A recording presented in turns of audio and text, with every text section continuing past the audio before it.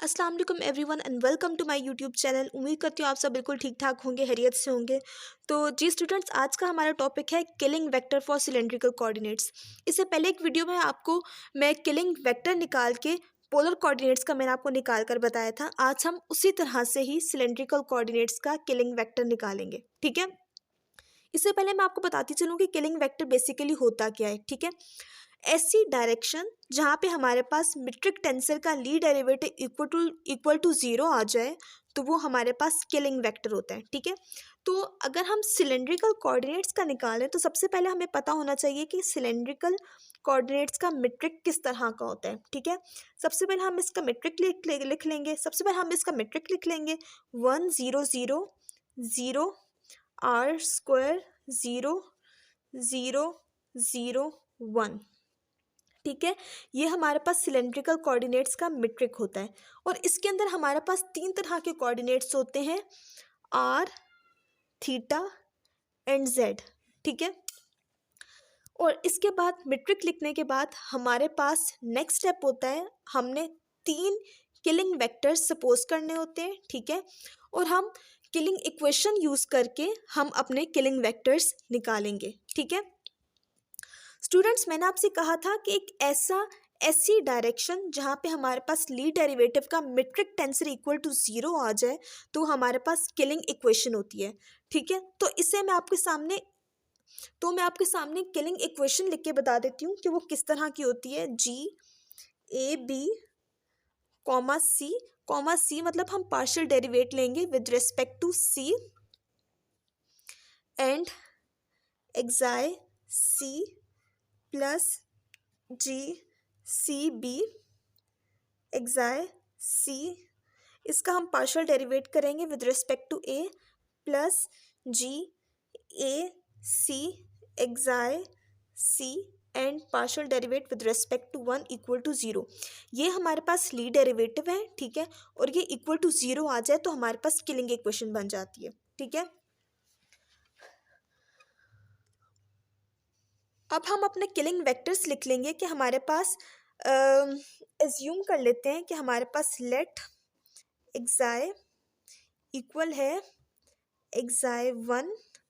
चूंकि ये हमारे पास सिलेंड्रिकल कोऑर्डिनेट्स में है तो इसके एक्साई 1 के कोऑर्डिनेट्स भी आर थीटा जेड ही होंगे, comma xi 2 r theta z, comma xi 3 r theta and z, ठीक है।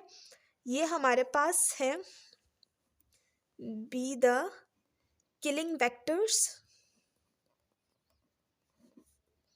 वेक्टर्स ऑफ सिलेंड्रिकल कोऑर्डिनेट्स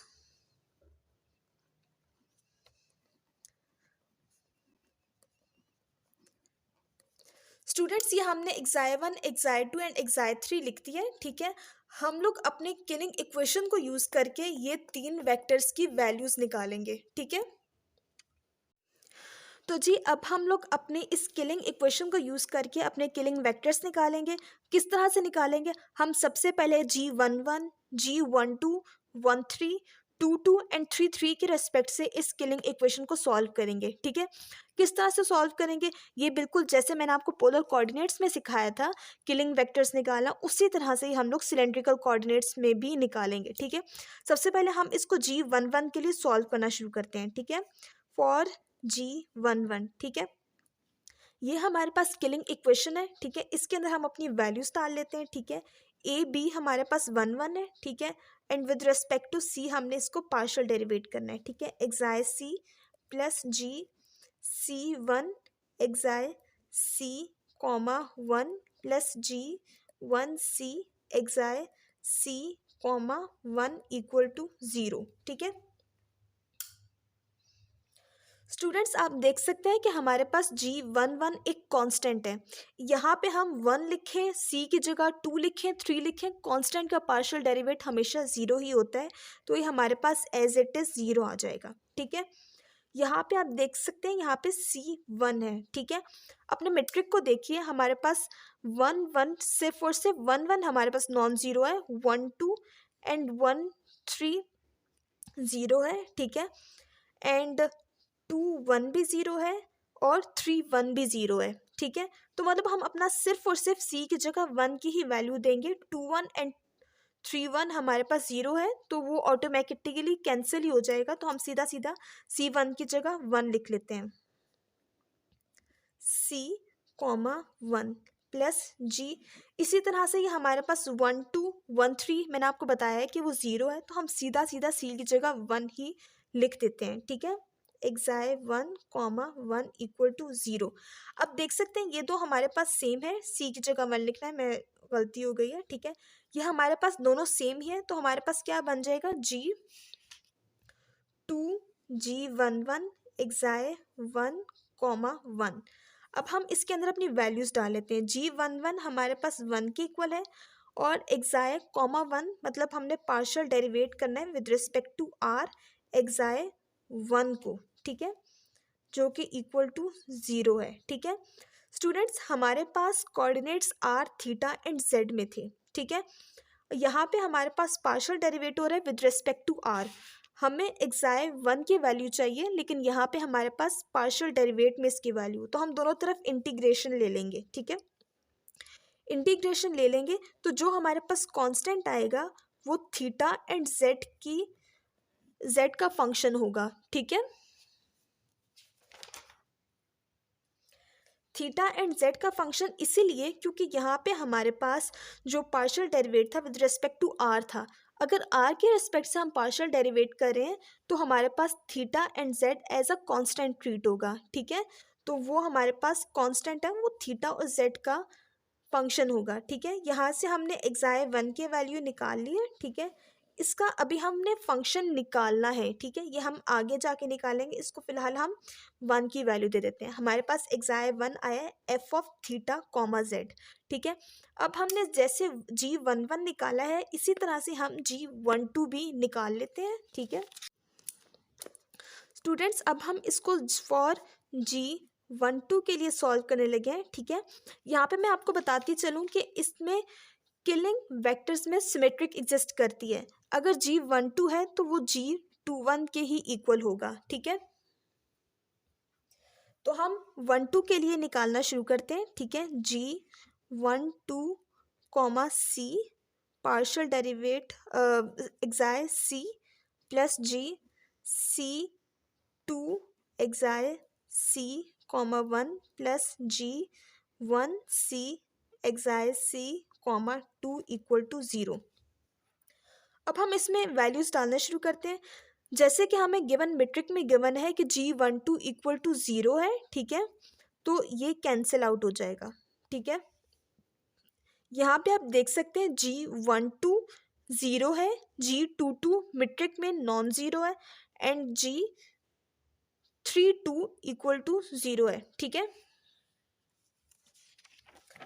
तो यहाँ पे हमारे पास G22 में आर स्क्वायर की वैल्यू है, तो हम सीधा सीधा अपने फंक्शन में आर स्क्वायर डाल लेते हैं, ठीक है। G22 एक्साई 2 का partial derivate with respect 1 plus यहाँ पे हमारे पास 1C है, ठीक है। 1C 1 2 and 1 3 equal to zero है, ठीक है। तो हम सीधा सीधा G11 लिख लेते हैं इसमें, 2 इक्वल टू ज़ीरो। G22 हमारे पास आर स्क्वायर के इक्वल है एंड इसका हमने पार्शियल डेरिवेट लेना है विद रिस्पेक्ट टू आर। 1 है तो आर की रिस्पेक्ट से हम पार्शियल डेरिवेट करेंगे, प्लस G11 हमारे पास 1 है, partial derivate with respect to theta xi 1 equal to zero. Students हम यहाँ पे पिछले G11 में हम लोग एक्साई 1 निकाल चुके हैं। एक्साई 1 हमारे पास इक्वल है F of theta comma Z, ठीक है। तो हम सीधा सीधा एक्साई 1 लिख लेते हैं यहाँ पर, जो कि आ रहा है r square partial xi 2 divide by partial r plus partial by partial theta f of theta comma z equal to zero, ठीक है।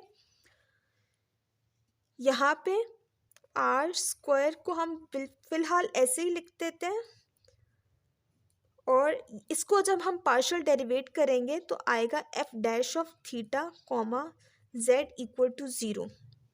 इसको हम दूसरी साइड पे ले लेते हैं। यहाँ से हमने एक्साइड 2 को सेपरेट करना है तो हम इसको सेपरेट कर लेते हैं, ठीक है।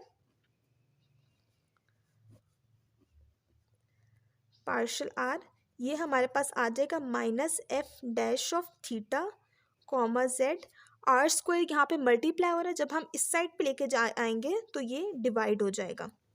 तो स्टूडेंट्स यहाँ पे हमारे पास एक्साइड 2 में की वैल्यू पार्शियल डेरिवेट में है, तो हम यहाँ पे एक्साइड 2 को सेपरेट करने के लिए दोनों तरफ इंटीग्रेशन ले लेते हैं, ठीक है।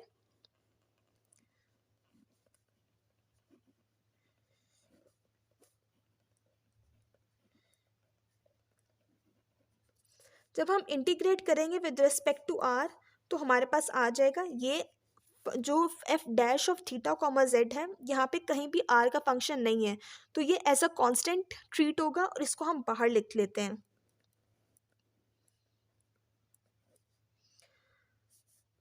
Partial derivate 1 divided by r square d r, ठीक है।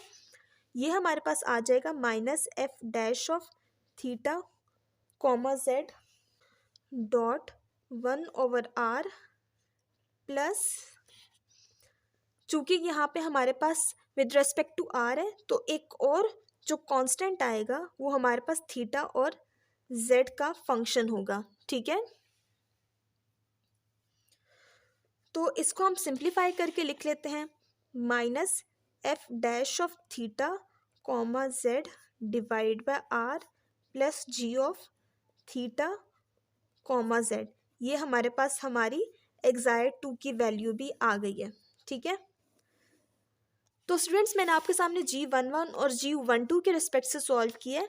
अब हम लोग इसको G22 की रिस्पेक्ट से सॉल्व करना शुरू करते हैं। तो स्टूडेंट्स अब हम इसको फॉर G13 जो कि हमारे पास G31 के ही इक्वल होता है इसके रिस्पेक्ट से सॉल्व करना शुरू करते हैं, ठीक है। तो हम अपनी वैल्यूज इसमें डालना शुरू करते हैं, ठीक है। G13 comma C xi C plus G3 xi C comma 1 plus G1C xi C comma 3 equal to 0, ठीक है। आप देख सकते हैं हमारे पास सिर्फ और सिर्फ गिवन मैट्रिक्स में डायगोनल एंट्रीज एग्जिस्ट करती हैं तो ये हमारे पास कैंसिल आउट हो जाएगा 0, ठीक है। यहाँ पे हमारे पास C3 है, सिर्फ डायगोनल एंट्रीज होने के बजाय सिर्फ डायगोनल एंट्रीज होने की वजह से हम C को डायरेक्ट 3 की वैल्यू दे देते हैं एक्साई 3 कॉमा 1। यहाँ पे हम C को 1 की वैल्यू देंगे,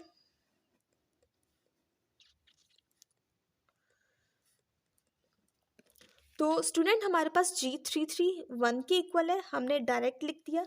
और अब हम इसको पार्शियल डेरिवेट करें with respect to 1। With respect to 1 मतलब आर के रेस्पेक्ट से पार्शियल डेरिवेट करेंगे, किसको करेंगे एक्साई 3 को। G11 हमारे पास 1 के इक्वल है, पार्शियल डेरिवेट करेंगे विद रेस्पेक्ट टू जेड। 3 है, कोऑर्डिनेट्स हमारे पास आर थीटा एंड जेड था तो 3 के प्लेस में हमारे पास जेड है तो विद रिस्पेक्ट टू जेड हम पार्शियल डेरिवेट करेंगे एक्साई 1 को, ठीक है। एक्साई 1 की हम वैल्यू निकाल चुके हैं G11 में, ठीक है। तो हम अपने एक्साई 1 की वैल्यू लिख देते हैं F of theta comma Z, ठीक है। जब हम इसको पार्शियल डेरिवेट करेंगे तो ये आ जाएगा F dash of theta comma Z जो कि इक्वल टू 0 है। यहाँ से अब हम लोग एक्साई 3 को सेपरेट कर लेते हैं minus f dash of theta comma Z, ठीक है। यहाँ पे हमारे पास एक्साई 3 है, ठीक है, पार्शियल डेरिवेट में विद रिस्पेक्ट टू आर। हमें एक्साई 3 की वैल्यू चाहिए तो हम दोनों तरफ इंटीग्रेशन ले लेते हैं, ठीक है। इंटीग्रेट करने के बाद हमारे पास आ जाएगा minus R F dash of theta comma Z.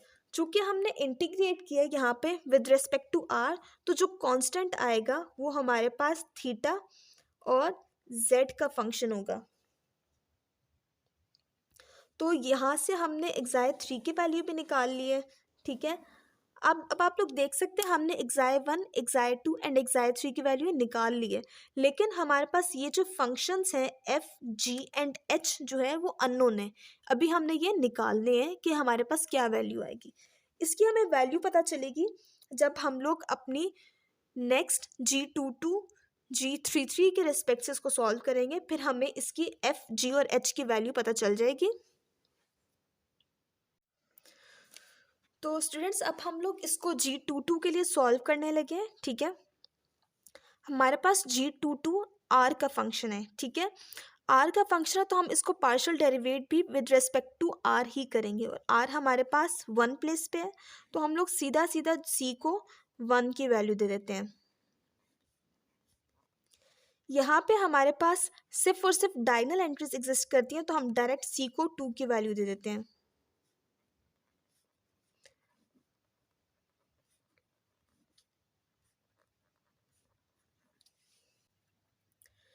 G22 हमारे पास आर स्क्वायर के इक्वल है, तो हम इसको पार्शियल डेरिवेट करें with respect to r square को, और एक्साई 1 ये दोनों हमारे पास सेम है, तो ये हो जाएगा 2G22 एक्साई 2 का partial derivate with respect to 2। इसको जब हम पार्शियल डेरिवेट करेंगे तो हमारे पास 2R एक्साई 1 बन जाएगा, प्लस 2G22 हमारे पास आर स्क्वायर के इक्वल है, और इसको हम पार्शियल डेरिवेट करें with respect to theta xi 2 को।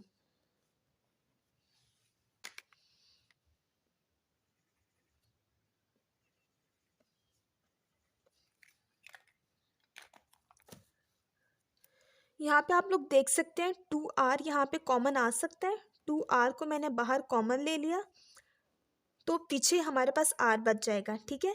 एक्साई 2 की हम वैल्यू बाहर निकाल चुके हैं, पीछे निकाल चुके हैं, तो हम यहाँ पे डायरेक्ट एक्साई 2 की वैल्यू इसमें पुट कर देते हैं।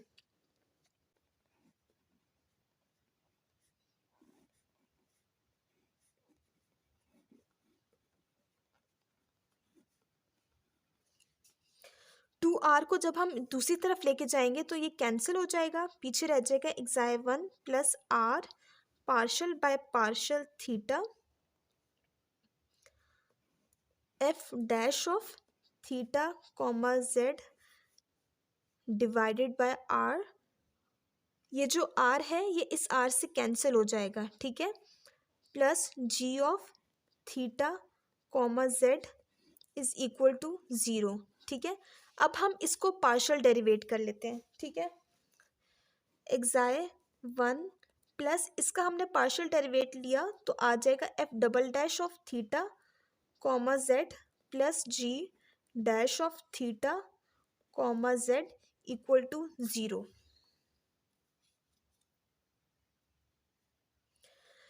ये आर एफ के साथ कैंसिल हुआ, लेकिन जी के साथ अभी आर आएगा, ठीक है। हम अपना एक्साई 1 की वैल्यू पीछे निकाल चुके हैं, जो कि हमारे पास आई थी f dash of theta comma Z plus f double derivative of theta comma Z plus r g single derivative of theta comma z equal to 0। यहाँ से अब हम लोग कंपेयर कर लेते हैं जी और एफ के फंक्शंस को, ठीक है। F derivative plus f double derivative plus g r g dash equal to 0, ठीक है। हम लोग इसके कोफिशिएंट्स को दोनों साइड्स पे कंपेयर कर लेते हैं।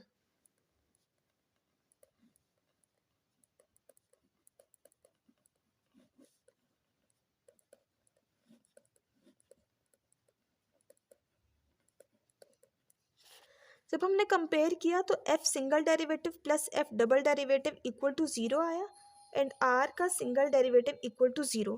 हमें यहाँ पे फंक्शन की वैल्यू चाहिए, ठीक है। यहाँ पे हम लोग कैरेक्टरिस्टिक इक्वेशन बना सकते हैं, ठीक है। ये एक कैरेक्टरिस्टिक इक्वेशन बन रही है जो कि आ रही है D plus D square equal to 0।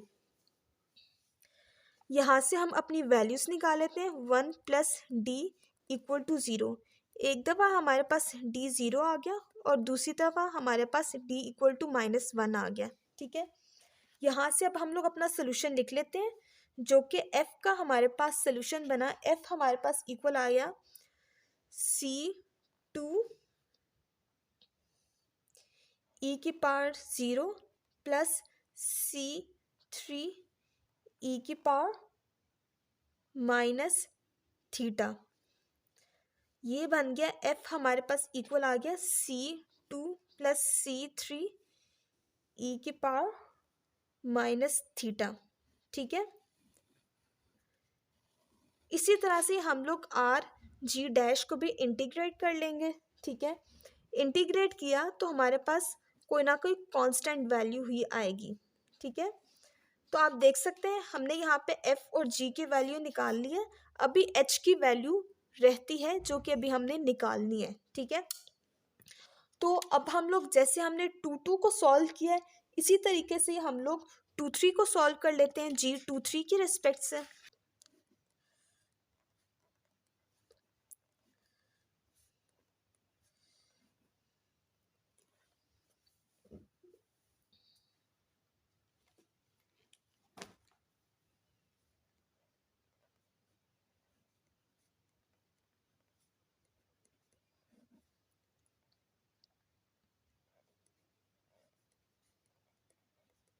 Friends, मैंने आपके सामने G23 लिख दिया है। G23 हमारे पास इक्वल होगा 0 के, क्योंकि हमारे पास G23 0 एलिमेंट है इन अ गिवन मैट्रिक। यहाँ पे C को 3 की वैल्यू दे देंगे एंड यहाँ पे C को 2 की वैल्यू दे देंगे। तो चलिए हम डायरेक्ट वैल्यूज पुट करते हैं। एक्साई 3,2 प्लस G22 एक्साई 2,3। ठीक है, यहाँ पे हम एक्साई 3 एंड एक्साई 2 की वैल्यू पीछे निकाल चुके हैं, तो हम डायरेक्ट इसको लिख देते हैं। G33 हमारे पास 1 है, इसको पार्शियल डेरिवेट करना है विद रिस्पेक्ट टू r। एक्साई 3 को पार्शियल डेरिवेट करना है। ठीक है, एक्साई 3 की हम वैल्यू निकाल चुके हैं, जो कि हमारे पास थी -r f derivative of theta comma z plus h derivative of theta comma z। यहाँ पे सिर्फ h है, प्लस G22 हमारे पास r स्क्वायर के इक्वल है, और इसको भी हमने पार्शियल डेरिवेट करना है विद रिस्पेक्ट टू z, और एक्साई 2 को पार्शियल डेरिवेट करना है। एक्साई 2 की वैल्यू भी हम निकाल चुके हैं, जो कि हमारे पास थी 1/r f dash theta comma z plus G theta comma z। ठीक है, ये हमारे पास एक्साई 2 की वैल्यू है, और ये हमारे पास एक्साई 3 की वैल्यू है, और ये हमारे पास एक्साई 2 की वैल्यू है। अब हम इसको पार्शियल डेरिवेट कर देते हैं। ठीक है, अगर हमने इसको with respect to r partial derivate किया है, तो हमारे पास बन जाएगी f dash of theta comma z। ये h हमारे पास एज अ कांस्टेंट ट्रीट होगा, क्योंकि हम पार्शियल डेरिवेट कर रहे हैं with respect to r, with respect to theta.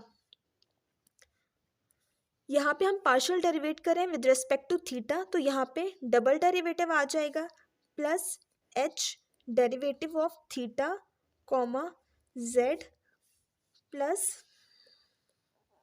To z हम पार्शियल डेरिवेट करेंगे 1/r f double derivative of theta comma z plus g derivative of theta comma z equal to 0। यहाँ पे आ जाएगी r f double derivative plus h single derivative plus r f double derivative plus r square g single derivative equal to 0।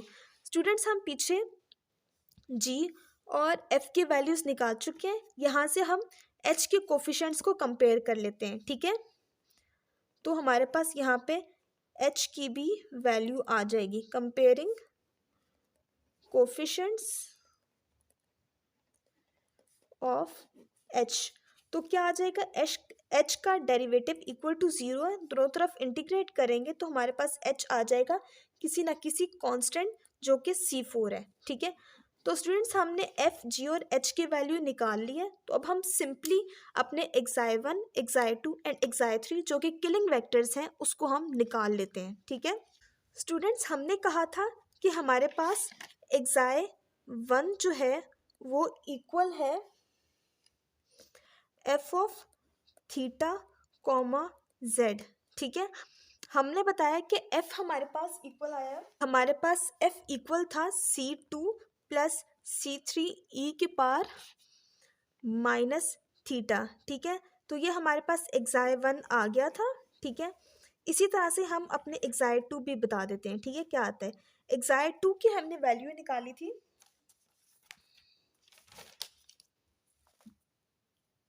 एक्साई 2 हमने कहा था कि equal है 1/r F dash of theta comma Z plus ji of theta comma Z. ये हमारे पास function है, इसी का हम डेरिवेटिव ले लेते हैं। ठीक है, डेरिवेटिव लेंगे तो हमारे पास एक्साई 2 इक्वल आ जाएगा C1 माइनस C3 ई की power minus theta divide by are. ये हमारे पास एक्साई 2 की वैल्यू आ गई। ठीक है, इसी तरह से हम अपनी एक्साई 3 की वैल्यू निकाल लेते हैं। एक्साई 3 हमारे पास इक्वल आया था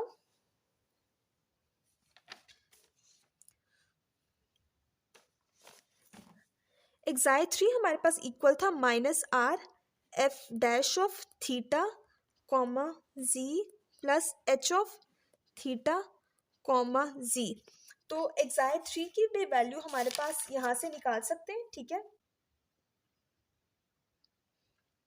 आर ई के power minus theta plus C4, यहाँ पे हमारे पास एक्साई 3 की वैल्यू भी आ गई। तो स्टूडेंट्स आप देख सकते हैं हमने कितनी आसानी से अपने किलिंग वेक्टर्स भी निकाल लिए, एक्साई 1, एक्साई 2, एक्साई 3, जो कि हमारे पास किलिंग वेक्टर्स आ चुके हैं। ठीक है, उम्मीद करता हूँ आपको आज का लेक्चर समझ आया होगा, और अगर समझ आया तो ज़रूर चैनल को सब्सक्राइब कीजिएगा, लाइक कीजिएगा, कमेंट कीजिएगा। मिलेंगे नेक्स्ट वीडियो में किसी नए टॉपिक के साथ, तब तक के लिए अल्लाह हाफिज़।